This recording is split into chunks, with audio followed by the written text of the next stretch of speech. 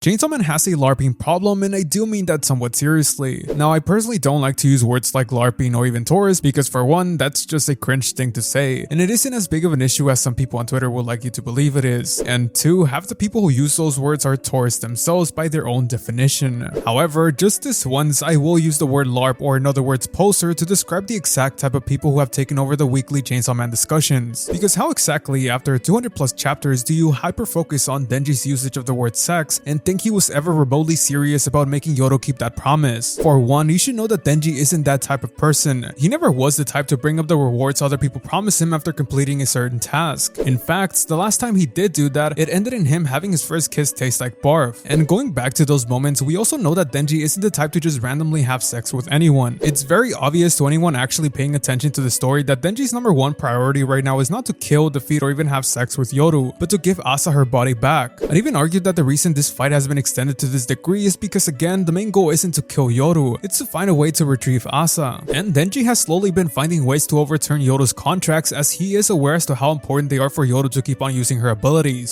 So yeah, for some reason, Chainsaw Man seems to be prone to attracting people who don't really seem to want to engage with the series, yet for some reason keep on coming back every other chapter while simultaneously saying that they're finally going to drop the series.